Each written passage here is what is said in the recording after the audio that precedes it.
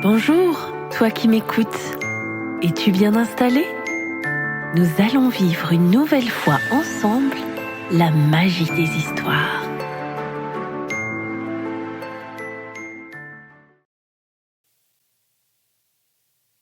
Le loup et les 7 chevreaux.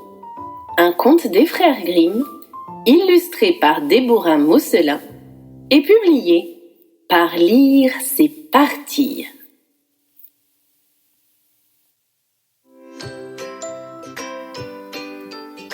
Il était une fois une maman chèvre qui avait 7 chevreaux et qui les aimait tendrement. Un jour, elle voulut aller dans la forêt pour leur rapporter quelque chose à manger.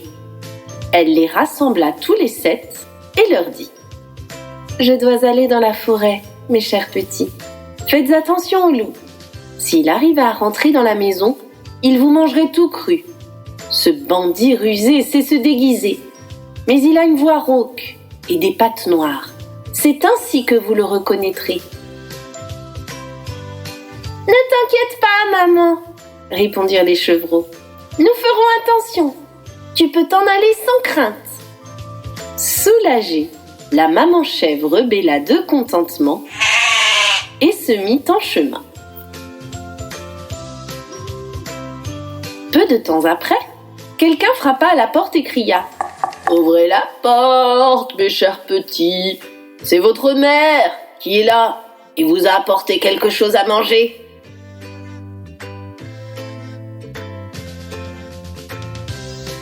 Mais les chevreaux reconnurent le loup à sa voix rude. « Non, nous ne t'ouvrirons pas !» crièrent-ils. « Tu n'es pas notre maman. Notre maman a une voix douce et agréable, et la tienne est rauque. Tu es le loup !» Le loup partit chez le marchand et y acheta une boîte de craie. Il mangea toutes les craies et sa voix devint plus douce. Il revint ensuite vers la petite maison, frappa et appela à nouveau. « Ouvrez la porte, mes chers petits, votre maman est de retour et vous a apporté pour chacun un petit quelque chose à manger. » Mais tout en parlant, le loup avait posé sa patte noire sur la fenêtre. Les chevreaux l'aperçurent et crièrent « Nous ne t'ouvrirons pas! Notre maman n'a pas les pattes noires comme toi. Tu es le loup !» Et le loup courut chez le boulanger et lui dit « Je me suis blessé à la patte. Fais-moi vite un pansement avec de la pâte. » Le boulanger lui recouvrit la patte et le loup courut alors chez le meunier. « Verse de la farine blanche sur ma pâte, » lui ordonna-t-il. « Le loup veut tromper quelqu'un, » pensa le meunier, et il refusa. Mais le loup le menaça. « Si tu ne le fais pas, je te mangerai. » Le meunier eut peur et lui blanchit la pâte. Eh oui, les gens sont comme ça. Pour la 3e fois, le loup arriva à la porte de la petite maison, frappa et cria « Ouvrez la porte, mes chers petits.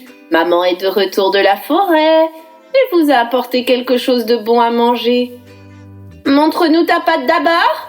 crièrent les chevreaux, « pour que nous puissions voir si tu es vraiment notre maman. » Le loup posa sa patte sur le rebord de la fenêtre. Les chevreaux virent qu'elle était blanche. Ils crurent donc tout ce qu'ils avaient vu et entendu, et ils ouvrirent la porte à leur maman. Mais c'est le loup qui entra. Les chevreaux furent pris de terreur et voulurent se cacher. L'un sauta sous la table, un autre dans le lit, le 3e dans le poêle, le 4e dans la cuisine, le 5e s'enferma dans l'armoire, le 6e se cacha sous le lavabo et le 7e dans la pendule. Mais le loup les trouva et ne traîna pas. Il avala les chevreaux, l'un après l'autre. Le seul qu'il ne trouva pas était celui caché dans la pendule. Lorsque le loup fut repu, il sortit de la petite maison, se coucha sur le pré-vert et s'endormit.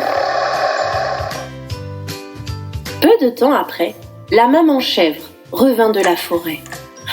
Ah, quel triste spectacle l'attendait à la maison. La porte était grande ouverte. La table, les chaises et les bancs, tout était renversé. Le lavabo était brisé en 1000 morceaux. La couverture et les oreillers des lits traînaient par terre. Elle chercha ses petits, mais en vain. Elle les appela par leur nom, l'un après l'autre, mais aucun ne répondit. C'est seulement lorsqu'elle prononça le nom du plus jeune qu'une toute petite voix se fit entendre. « Je suis là, maman, dans la pendule. » Elle l'aida à en sortir et le chevreau lui raconta que le loup était venu et qu'il avait mangé ses 6 frères et sœurs. Tu imagines comme la maman chèvre pleura ses petits. Brisée de chagrin, elle sortit de la petite maison, son petit chevreau courant derrière elle. Dans le pré, le loup était couché sous l'arbre et ronflait à en faire trembler les branches.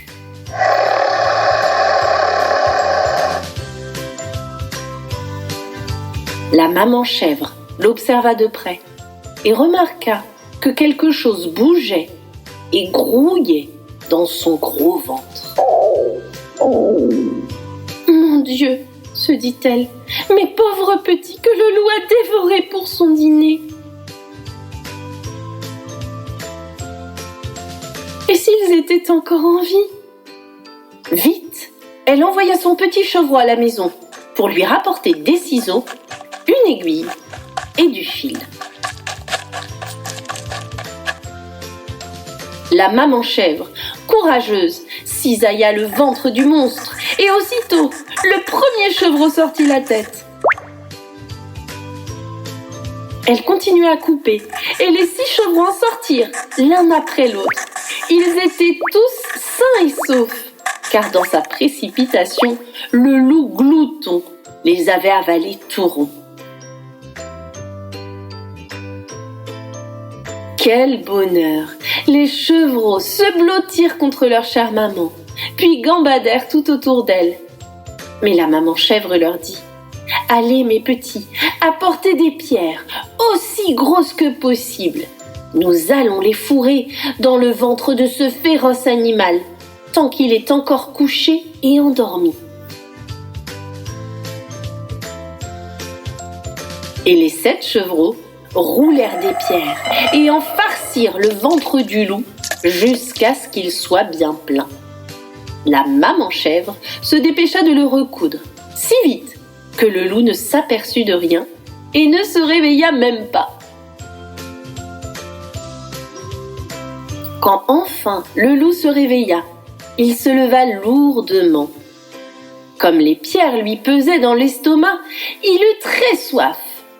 Il voulut aller au puits pour boire, mais comme il se balançait en marchant, les pierres dans son ventre roulaient bruyamment.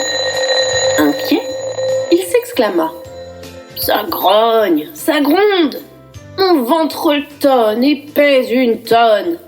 J'ai pourtant bien cru avaler 6 chevrons.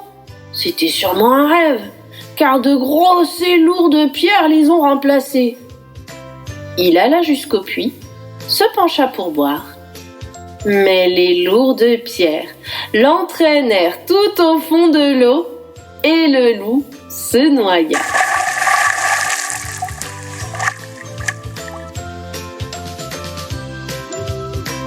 Les 7 chevreaux accoururent alors et se mirent à crier de joie. « Le loup est mort, c'est bien fait pour lui !» Et ils se mirent tous à danser autour du puits et la maman chèvre dansa avec eux. Et c'est ainsi que finit l'histoire.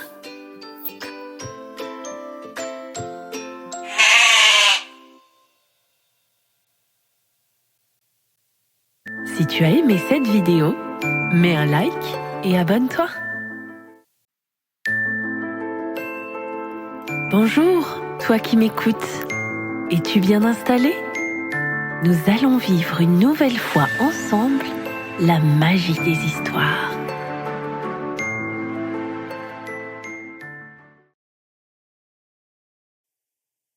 Boucle d'or et les trois ours de Cécile Alix, Anne Crahay et publié par les éditions L'Élan Vert.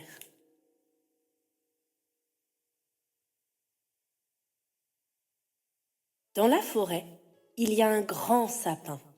Et sous ce grand sapin, une maisonnette avec des rideaux en coton, un pot de pâquerettes sur le perron et une bonne odeur de petit déjeuner qui file par la cheminée. Là vivent papa ours, maman ours et petit ours. Petit ours aimerait boire son cacao, mais il est bien trop chaud. « Allons nous balader », dit papa ours. « Comme ça, ton bol refroidira. » Et les voilà partis, tous les trois, à grands, moyens et petits pas. Sur le chemin, pas très loin, se promène une fillette. Comme elle est coquette! Ses cheveux sont si dorés, si bouclés, qu'on l'appelle boucle d'or. Oh! S'écrie-t-elle en arrivant chez les ours. Quelle jolie maisonnette! Elle frappe une fois, toc, deux fois, toc, toc. Et comme personne ne répond, elle pousse la porte. Sur la table de la cuisine, elle voit les 3 bols de chocolat. Comme elle est coquine, elle dit « Oh, miam, j'adore ça !»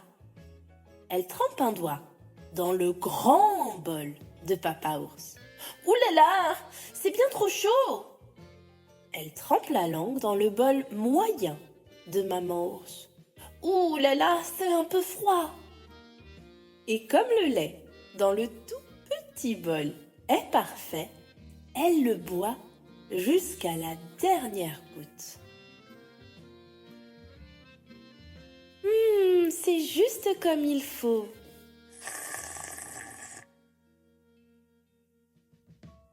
Comme elle est fatiguée, Boucle d'or décide de s'asseoir sur la grande chaise de papa ours. Ouh là là, c'est bien trop haut! Alors, elle essaie la chaise moyenne de maman ours. Ouh là là, c'est un peu bancal. Quand elle s'assoit sur la toute petite chaise, elle la trouve parfaite. Mais Boucle d'or est bien trop lourde et patatras, pif et paf, la petite chaise se casse.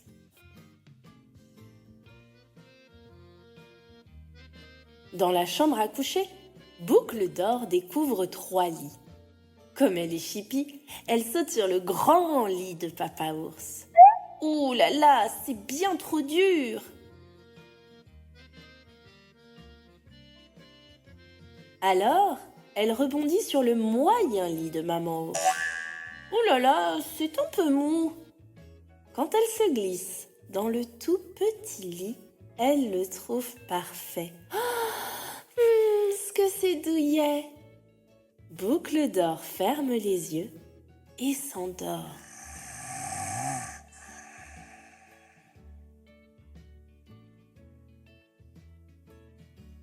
Les 3 ours se sont bien amusés. Ils ont fait un bonhomme tout blanc, avec des yeux charbon et un chapeau melon.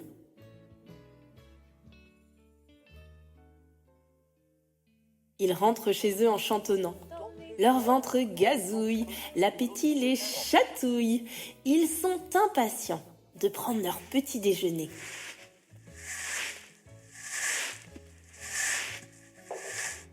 Quand papa ours voit son bol, il s'écrie « Oh oh oh! Quelqu'un a touché à mon cacao !» Quand maman ours découvre son bol, elle s'exclame « Oh oh oh! Quelqu'un a touché à mon chocolat !»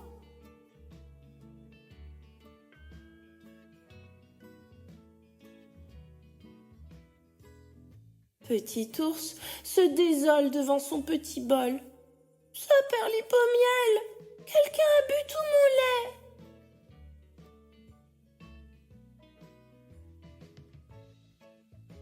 Quand Papa Ours découvre sa chaise, il s'écrie « Punaise de punaise!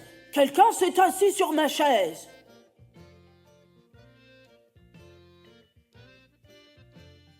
Quand Maman Ours voit sa chaise, elle s'exclame « Tonnerre de mayonnaise! Quelqu'un s'est aussi assis sur ma chaise !» Petit ours est attristé devant sa petite chaise brisée. « Saperlip aux fraises! Quelqu'un a cassé ma chaise !» D'un pas décidé, Papa Ours entre dans la chambre à coucher. Il fronce les sourcils en regardant son lit. « 1000 milliards de pissenlits! Quelqu'un s'est couché sur mon lit !»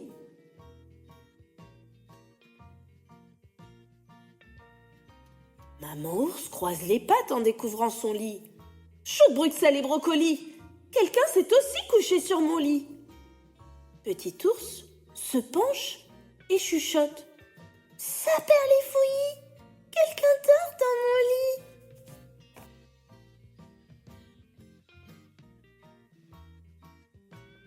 C'est alors que Boucle d'Or se réveille en sursaut. Elle découvre la grosse tête de Papa Ours, la tête moyenne de Maman Ours et la minuscule tête de Petit Ours. « Oh là là, qu'est-ce que c'est que ces bêtes-là » dit-elle dans un sanglot.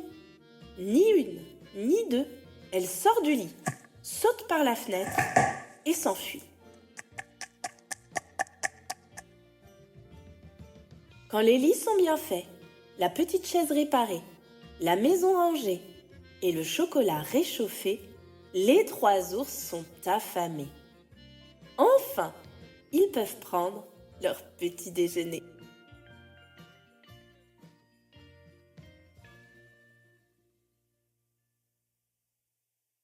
Si tu as aimé cette vidéo, mets un like et abonne-toi. Bonjour, toi qui m'écoutes. Es-tu bien installé? Nous allons vivre une nouvelle fois ensemble la magie des histoires.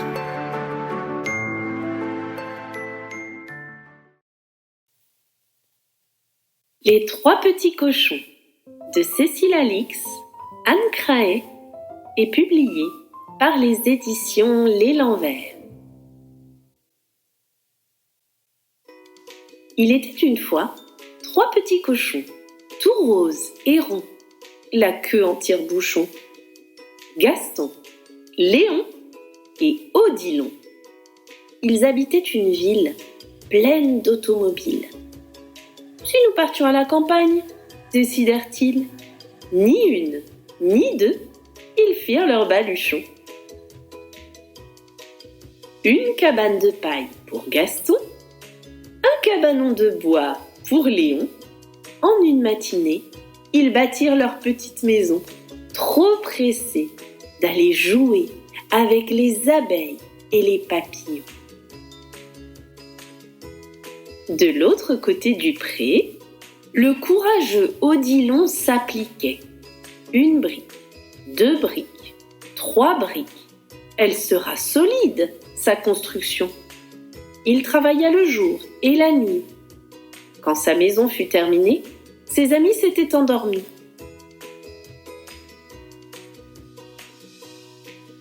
Mais le loup, lui, était réveillé.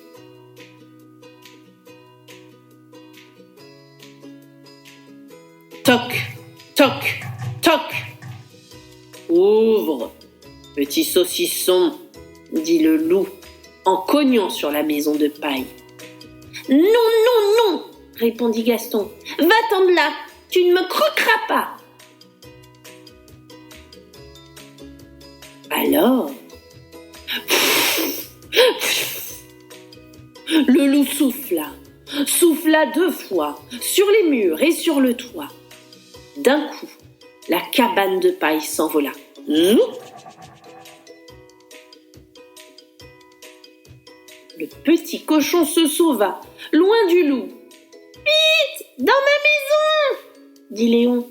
Cric, crac, ils poussèrent le verrou.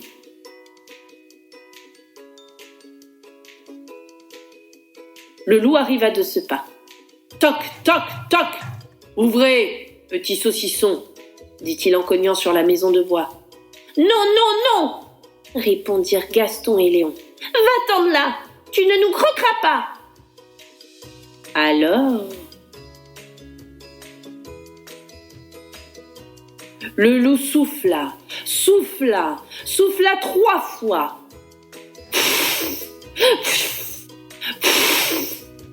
Sur les murs et sur le toit.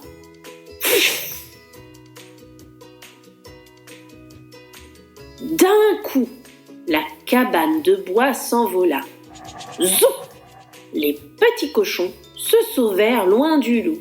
« Vite, dans ma maison !» dit Odilon. Cric, crac, ils poussèrent le verrou. Dans la maison de briques, plus de danger. Le loup pourra bien souffler et s'essouffler, ma maison ne s'écroulera pas. Parole de petit maçon, dit Odilon. Et déjà, le loup était là.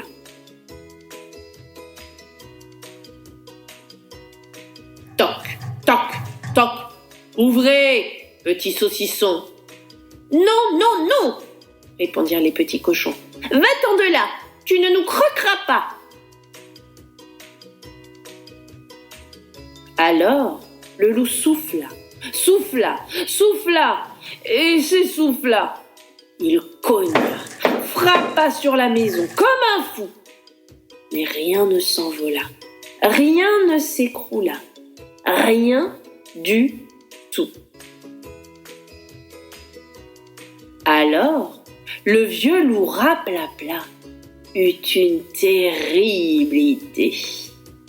Le loup prit sa grande échelle et grimpa sur le toit. Rigola-t-il, je vais passer par la cheminée. Il ne se doutait pas, ce bonnet de loup, que le malin Odilon avait tout compris. Vite, 1 bûche, 2 bûches, 3 bûches. Il fit un grand feu. Le loup se brûla les pattes, la queue et... Aïe, aïe, aïe, le derrière. Il ressortit en fusée par la cheminée, roula par terre et s'enfuit.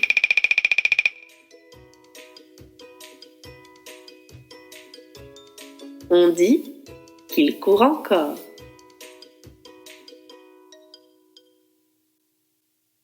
Si tu as aimé cette vidéo, mets un like et abonne-toi. Bonjour, toi qui m'écoutes. Es-tu bien installé? Nous allons vivre une nouvelle fois ensemble la magie des histoires.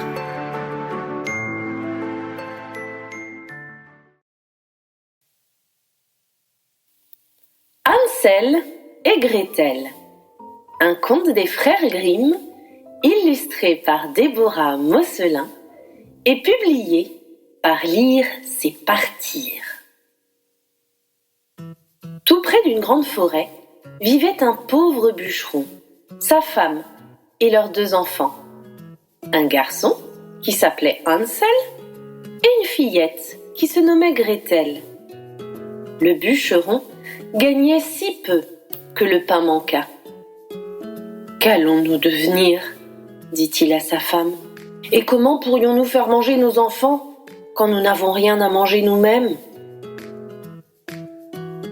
« Sais-tu quoi, mon homme ? Demain matin, de très bonne heure, nous emmènerons les enfants dans la forêt. Nous leur préparerons un feu et nous leur donnerons à chacun un dernier petit bout de pain. Puis, nous les laisserons seuls. Ils ne retrouveront plus le chemin de la maison et nous en serons débarrassés. »« Non, femme, je ne peux faire cela, dit-il. »« Idiot que tu es, dit la femme. Nous allons donc mourir de faim tous les 4 ?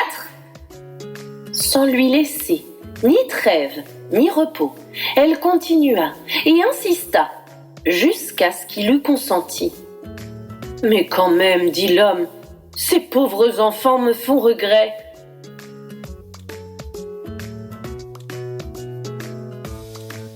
Les deux enfants, qui ne pouvaient pas dormir à cause de la faim, avaient tout entendu.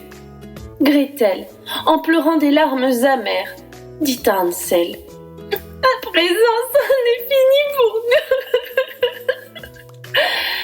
« Console-toi, Gretel, ne te mets pas en peine, » dit Hansel. « J'aurais tout fait de nous tirer de là. » Et quand les parents furent endormis, il sortit de la chaumière, ramassa des petits cailloux et dit à Gretel: « Tranquillise-toi, ma chère petite sœur, tu peux dormir en paix. » Puis, il se remit au lit. Bien avant le lever du soleil, la femme réveilla les deux enfants. « Debout, debout, paresseux !» leur dit-elle. « Nous allons dans la forêt pour y faire du bois. » Ensuite, elle leur donna à chacun un petit bout de pain pour midi. Gretel serra le pain sous son tablier, puisque Hansel avait les cailloux dans ses poches, et ils se mirent en route pour la forêt. Mais en marchant, Hansel tirait souvent un petit caillou blanc de sa poche pour le jeter sur le chemin. Lorsqu'ils furent arrivés au beau milieu de la forêt, le père dit: « À présent, les enfants, vous allez me ramasser du bois. Je vais vous faire un feu pour que vous n'ayez pas froid. » Le feu fut allumé, et quand la flamme fut bien haute, la femme dit: « Vous, les enfants, couchez-vous près du feu et reposez-vous, pendant que nous allons plus loin faire du bois. Nous viendrons vous chercher quand nous aurons fini. » Hansel et Gretel se tinrent sagement près du feu, et quand ce fut midi, chacun mangea son petit bout de pain. Les yeux lourds de fatigue, ils finirent par s'endormir. Quand ils se réveillèrent, c'était déjà nuit noire. Gretel commença à pleurer en disant: « Comment allons-nous faire à présent pour quitter la forêt ?» Mais Hansel la réconforta et lui dit: « Attends seulement que la lune se lève. » Quand la pleine lune fut levée, Hansel prit Gretel par la main et emmena sa petite sœur en suivant le chemin tracé par les cailloux blancs qui luisaient comme des sous neufs sous la lune. Ils marchèrent toute la nuit et n'arrivèrent qu'à la pointe du jour devant la maison de leur père. Quand la femme les vit, elle s'écria: « Méchants enfants, dormir si longtemps dans la forêt, en voilà des façons. Nous avons cru que vous ne vouliez plus jamais revenir. » Le père, par contre, se réjouit de les revoir, car son cœur lui pesait de les avoir laissés comme cela. Mais au bout de très peu de temps, la misère revint. « Il faut à nouveau se débarrasser des enfants, » dit la femme. L'homme, un gros poids sur le cœur, consentit une nouvelle fois. Les enfants ne dormaient pas non plus et avaient surpris tout le dialogue. Aussi, Hansel se leva-t-il quand les vieux se furent endormis, afin de se glisser dehors comme la fois d'avant. Mais cette fois, la mère avait fermé les deux parties de la porte et il ne put sortir. « Ne t'inquiète pas, Gretel, tu n'as pas besoin de pleurer et tu peux dormir tranquille. Dieu nous assistera. » Au petit matin, la femme vint tirer les enfants du lit. Mais le petit bout de pain qu'ils reçurent était encore plus petit que l'autre fois. En route vers la forêt, Hansel les mietta dans sa poche et s'arrêta de temps en temps pour en jeter une miette sur le chemin. La femme emmena les enfants bien plus loin dans la forêt. Un grand feu fut préparé de nouveau et la mère leur dit: « Restez là, les enfants, et quand vous serez fatigués, vous n'aurez qu'à dormir un peu. Nous allons faire du bois un peu plus loin. Et ce soir, quand nous aurons fini, nous viendrons vous chercher. » Lorsque ce fut midi, Gretel partagea son petit morceau de pain avec Hansel, puisqu'il avait semé le sien miette par miette tout le long du chemin. Après, les enfants s'endormirent et le temps passa. Mais personne ne revint près des pauvres petits. Quand ils se réveillèrent enfin, c'était déjà nuit noire. Et Hansel consola sa petite sœur en lui disant « Attends seulement que la lune se lève, Gretel. Alors, nous pourrons voir les miettes que j'ai répandues et qui nous montreront le chemin jusqu'à la maison. » La lune monta et ils se levèrent. Mais ils ne trouvèrent plus une seule miette nulle part, car les oiseaux de la forêt les avaient avalés. Ils marchèrent toute la nuit et encore tout le matin, sans parvenir à sortir de la grande forêt. Vers midi, ils aperçurent sur une branche un bel oiseau blanc comme neige, qui chantait si joliment qu'ils s'arrêtèrent pour l'écouter. Son chant fini, l'oiseau ouvrit ses ailes, voleta devant eux, et ils le suivirent jusqu'à une maisonnette sur le toit de laquelle il alla se poser.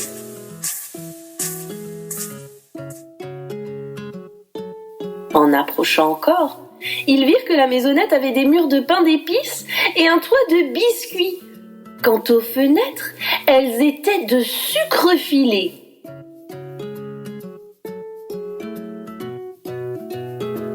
« Moi, je mange à bout de toi, » dit Hansel. « Et toi, Gretel, tu peux manger de la fenêtre, c'est tout sucré. » Ils commencèrent à grignoter.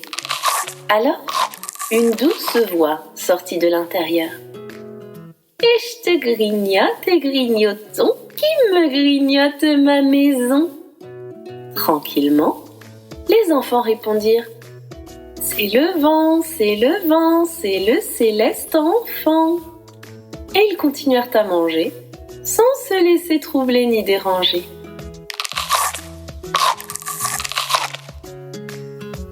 Mais voilà que la porte s'ouvrit d'un coup, et qu'une vieille, encore plus vieille que les pierres, s'avance à petits pas dehors, en boitant. Hansel et Gretel furent violemment épouvantés, mais la vieille branla la tête et dit « Hé hé, mes chers enfants, mais entrez donc, voyons. Restez chez moi, il ne vous arrivera rien de mal. » Elle les prit par la main tous les deux et les conduisit dans sa maisonnette. Là, ils eurent devant eux de bonnes choses à manger, du lait et des crêpes au sucre, des pommes et des noix. Puis ils eurent 2 beaux petits lits blancs pour se coucher et se crurent au ciel. Mais si la vieille avait été si aimable, c'était faire semblant. En réalité, c'était une méchante sorcière qui guettait les enfants. Et c'était justement pour les attirer qu'elle avait construit sa maisonnette de pain d'épices. Une fois qu'ils étaient en son pouvoir, elle les tuait, les faisait cuire et les mangeait, ce qui était pour elle un jour de fête. Elle empoigna Hansel de ses mains sèches et le porta dans une petite remise où elle l'enferma derrière une porte grillagée. Il pouvait bien crier tant qu'il voulait, cela ne servait à rien. Ensuite, elle revint secouer Gretel et elle lui cria « Debout, paresseuse, puise de l'eau et fais cuire quelque chose de bon pour ton frère qui est là-bas, dans la remise, où il faut qu'il engraisse, parce que dès qu'il sera assez dodu, je le mangerai. » Et Gretel eut beau pleurer très amèrement, cela ne servit à rien. Elle dut faire ce que la méchante sorcière voulait. Dès lors, pour le malheureux Hansel fut préparée la meilleure cuisine. Gretel, par contre, n'avait rien que les os à sucer ou la carapace des écrevisses. Chaque matin, la vieille se traînait jusqu'à la petite remise et criait « Hansel, passe-moi tes doigts dehors, que je tâte pour savoir si tu seras bientôt assez gras. » Mais Hansel lui tendait un petit os, et la vieille, avec sa vue trouble, ne voyait rien et croyait que c'était son doigt. S'étonnant qu'il ne voulût toujours pas engraisser. Au bout de 4 semaines, comme il était toujours aussi maigre, la vieille s'impatienta et ne voulut pas attendre plus longtemps. « Oh là, Gretel !» cria-t-elle à la fillette. « Tâche de ne pas traîner et apporte de l'eau. Maigre ou gras, le Hansel, je le tue demain pour le faire cuire. » Avant tout, dit la vieille, nous allons faire cuire le pain. J'ai déjà fait chauffer le four et la pâte est pétrie. Et elle poussa la malheureuse Gretel devant l'entrée du four, d'où l'on voyait déjà sortir les flammes. « Faufile-toi dedans !» dit la sorcière, « et vois un peu si c'est assez chaud pour qu'on enfourne le pain. » Quand Gretel serait dedans, elle fermerait la porte sur elle, pousserait encore le feu pour qu'elle y rôtisse, et alors elle la mangerait aussi. Mais Gretel avait compris ce qu'elle avait en tête, et lui dit « Je ne sais pas comment m'y prendre pour entrer là-dedans. Que faut-il faire ?»« Stupide dinde !» s'exclama la vieille. « L'ouverture est bien assez grande. Regarde, je pourrais moi-même y passer. » Et en même temps, elle s'accroupissait devant le four et s'y poussait à petits coups pour y engager la tête. Alors, Gretel la poussa un grand coup pour la faire basculer dedans, ferma la porte de fer et bloqua le gros verrou. La maudite sorcière brûla et périt misérablement. Gretel s'était précipitée vers Hansel, ouvrant bien vite la petite remise en lui criant « Hansel, nous sommes libres! La vieille sorcière est morte !» Quelle joie pour eux! Maintenant qu'ils n'avaient plus rien à craindre, ils entrèrent dans la maison de la sorcière, où il y avait dans tous les coins des coffres pleins de perles et de pierres précieuses. « Oh, c'est encore mieux que les petits cailloux blancs !» remarqua Hansel, tout en remplissant ses poches à craquer. « Moi aussi, je vais rapporter quelque chose à la maison, dit Gretel, qui en prit plein son tablier. Mais à présent, allons-nous-en, dit Hansel, parce qu'il faut d'abord sortir de cette forêt de sorcières. » Ils s'en allèrent et marchèrent pendant quelques heures, jusqu'à ce que la forêt soit de moins en moins étrangère, toujours plus familière, à mesure qu'ils avançaient, jusqu'au moment où ils aperçurent la maison de leur père.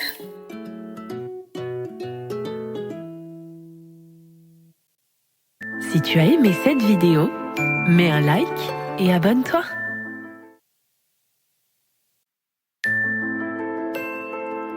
Bonjour, toi qui m'écoutes. Es-tu bien installé ? Nous allons vivre une nouvelle fois ensemble la magie des histoires.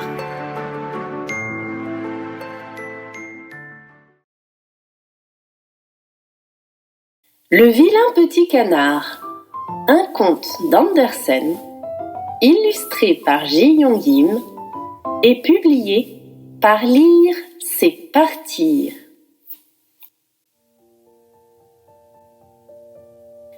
Qu'il faisait bon cet été à la campagne. Les blés étaient jaunes, l'avoine verte, le foin était posé en tas dans les prés verts. En plein soleil, s'élevait un vieux château, entouré de douves profondes. Une canne couvait sur son nid, au bord de l'eau. Ses canetons devaient bientôt éclore, et elle commençait à trouver le temps long. Enfin, les œufs craquèrent, l'un après l'autre. On entendait clac, clac, ouin, ouin, disait la canne. Et les canetons s'agitaient tant qu'ils pouvaient. Mais le plus grand des œufs était intact. « Combien de temps cela va-t-il encore durer ?» s'écriait la canne. « J'en ai assez !» Enfin, le gros œuf se fendit. « Piou, piou !» dit le petit en sortant. Il était grand et laid. « Voilà un gros caneton qui ne ressemble à aucun autre !» dit la canne.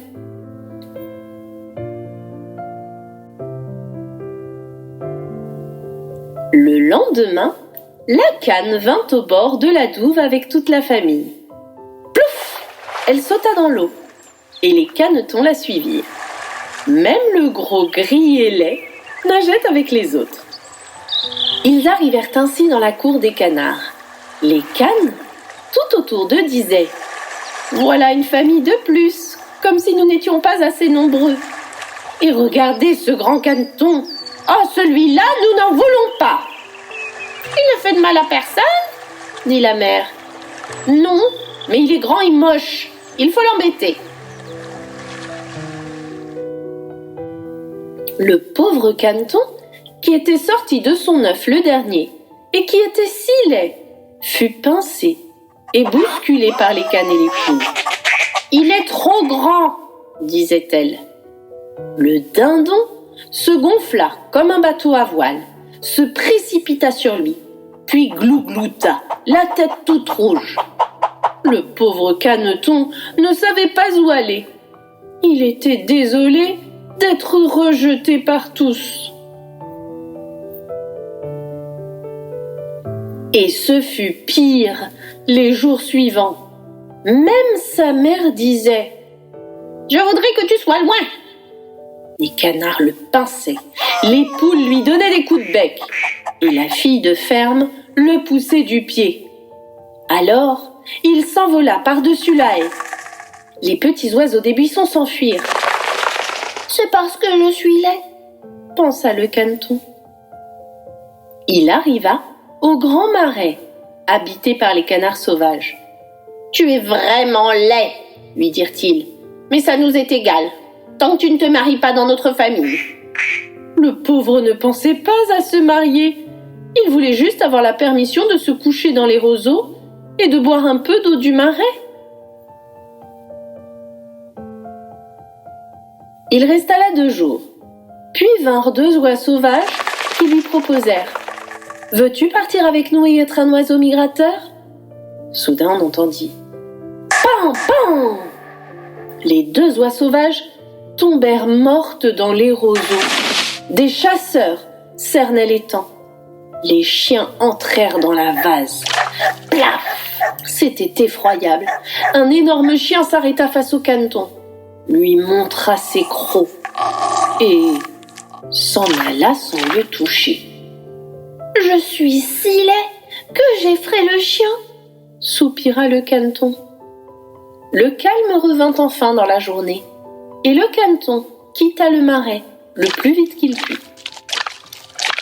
Vers le soir, il atteignit une pauvre cabane de paysans, si misérable qu'elle ne savait pas de quel côté tomber. Alors, elle restait debout. Une vieille femme y vivait avec un chat et une poule. Au matin, on s'aperçut rapidement de la présence du caneton. La femme, qui ne voyait pas bien, crut que c'était une canne bien grasse. « Quelle chance !» dit-elle. « Je vais avoir des œufs de canne !» Le caneton resta près de 3 semaines, mais aucun œuf ne vint. Le chat et la poule régnaient en maître dans la maison. « Peux-tu pondre ?» demandait la poule. « Non. »« Peux-tu faire le gros dos et ronronner ?» demandait le chat. « Non. »« Alors, tu n'as rien à dire ?» Le caneton boudait dans son coin. Il rêvait du grand air, du soleil, et eut très envie d'aller se baigner. « Je m'en vais voir le vaste monde, » dit-il à la poule. « Ne te gêne pas, va-t'en !» Et le caneton partit. Il nagea, plongea, mais les autres animaux ne l'aimaient pas à cause de sa laideur. L'automne arriva. Un soir, au soleil couchant, de beaux et grands oiseaux à la blancheur éclatante et aux longs coups flexibles passèrent. C'étaient des cygnes. Ils poussèrent un cri étrange, déployant leurs grandes ailes magnifiques, et s'envolèrent vers des pays plus chauds, au-delà des mers. Le vilain petit canard n'oublierait jamais ces merveilleux oiseaux qu'il aima comme jamais il n'avait aimé personne.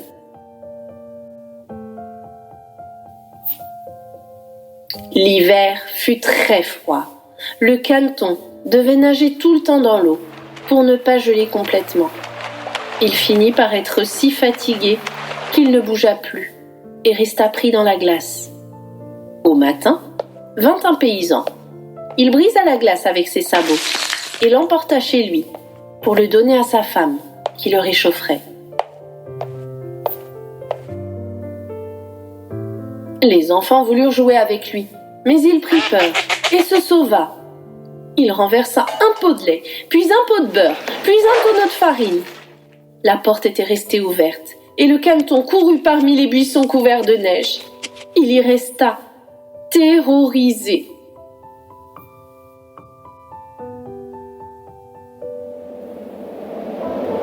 L'hiver fut long, triste et glacial, mais le soleil revint enfin.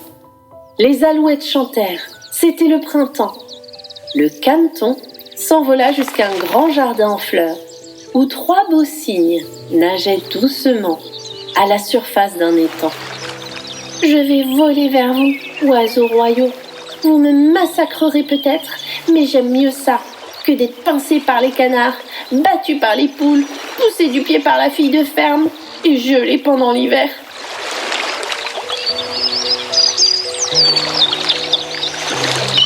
Il se posa sur l'étang. Mais que vit-il à la surface de l'eau claire? Il vit son image, qui n'était plus celle d'un oiseau gris, laid et vilain. Il était lui-même un cygne. Peu importe d'être né dans la cour des canards, si l'on est sorti d'un œuf de cygne.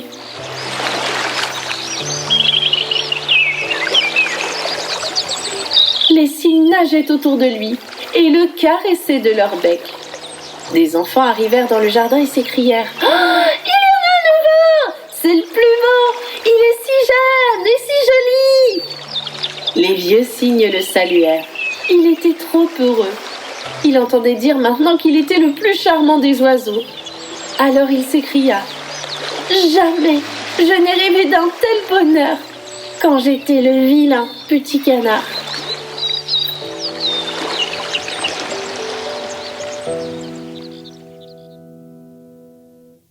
Si tu as aimé cette vidéo, mets un like et abonne-toi. Bonjour, toi qui m'écoutes. Es-tu bien installé? Nous allons vivre une nouvelle fois ensemble la magie des histoires.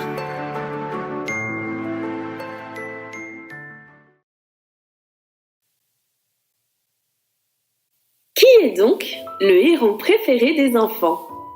De René Guichou, Grégoire Mabire, et publié par les éditions Mijade.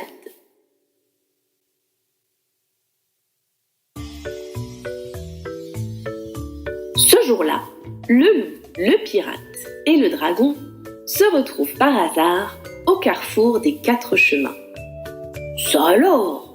dit le dragon. « Quelle surprise !» s'étonne le pirate. « Les 3 plus célèbres héros des enfants !» s'exclame le loup. « Mais de nous 3, ajoute-t-il de sa voix mielleuse, à votre avis, qui est le préféré ? » « Moi !» crient d'une seule voix le dragon et le pirate. « La seule façon de le savoir, continue le loup, c'est de mener l'enquête. »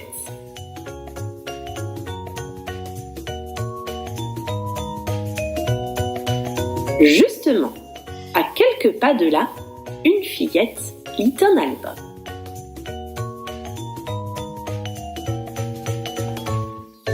« Approchez donc, leur dit-elle, je vous attendais. » Timidement, tous 3 s'avancent. Finalement, le loup se lance. « À ton avis, lequel d'entre nous est le héros préféré des enfants ? »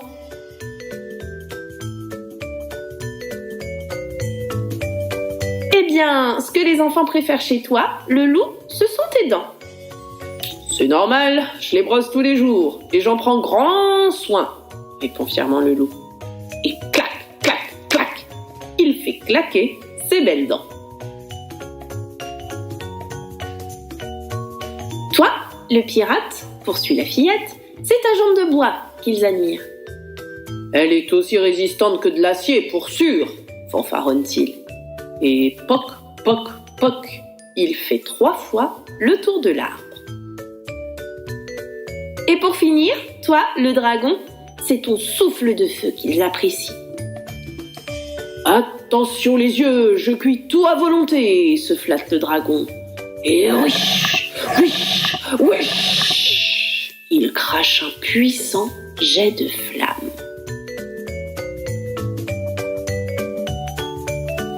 D'accord, reprend le loup. Mais de nous 3, le préféré, c'est qui ? Regardez, dit l'enfant, c'est écrit là. De son doigt, elle pointe le titre du livre.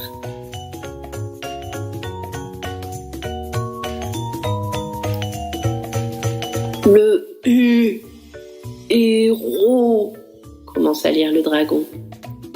Préféré, enchaîne le loup.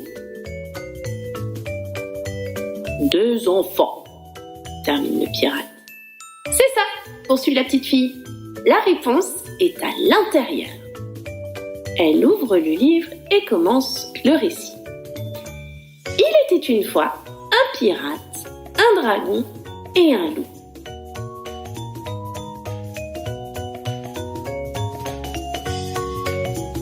C'est nous! S'écrie le loup. Chut! Font les 2 autres. La petite fille continue. Tous 3 voulaient savoir lequel d'entre eux était le héros préféré des enfants. Exact, dit le pirate. Chut! À la fin, protestent les 2 autres.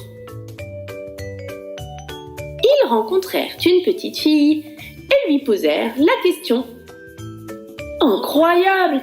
C'est vraiment notre histoire! S'exclament les 3 héros.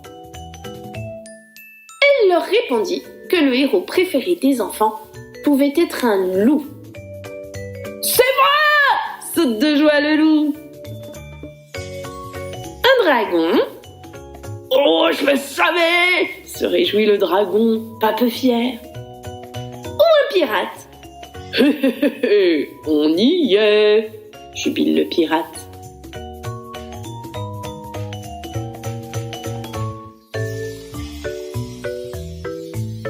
Mais qu'il était aussi possible que ce soit quelqu'un d'autre, continue la fillette. Ah bon? S'inquiètent les 3 compères, tout surpris. Oui, confirme la petite fille en feuilletant le livre. Par exemple, moi, mon héros préféré, c'est... Moi! Interroge-t-il en chœur.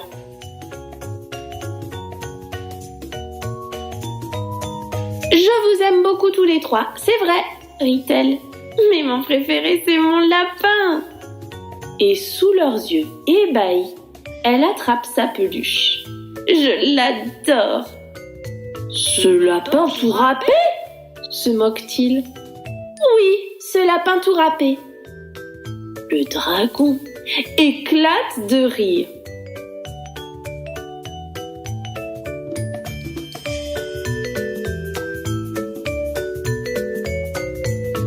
Ça alors, un lapin? On n'a pas idée d'un héros pareil.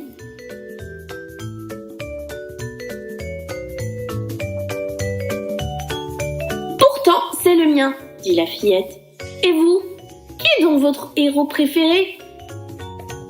Le loup, le dragon et le pirate ne savent plus que dire. Ils se regardent, l'air un peu gênés, et baissent la tête. Face au regard attendri de la fillette, le loup ne peut toutefois pas résister.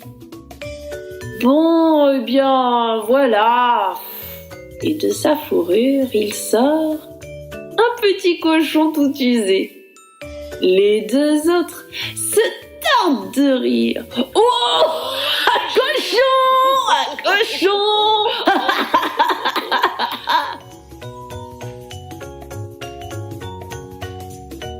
Et pour toi, le dragon, qui est-ce? Questionne la petite fille. Oh, puisque vous insistez. Et timidement, le dragon sort de son sac à dos un canard tout abîmé. Un canard, rigole le loup.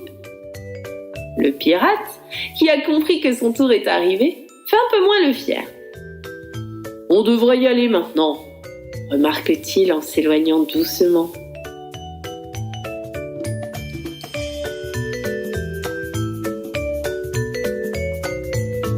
Oui, oui, répond le loup, mais seulement quand on saura qui est ton héros préféré.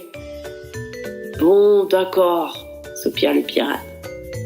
En vérité, ce n'est pas un héros, mais une héroïne.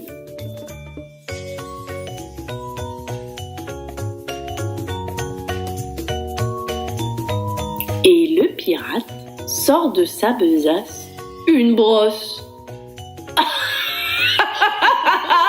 Une brosse! S'exclament le loup et le dragon. Mais non, la brosse c'est pour elle. Le pirate fouille à nouveau dans sa besace et en sort une poupée. Oh! Une poupée! S'étonnent les deux autres.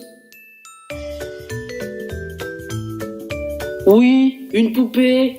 Et alors? Quelqu'un n'est pas content? Grogne le pirate en voulant prendre son arme. Non, non, tempère la fillette.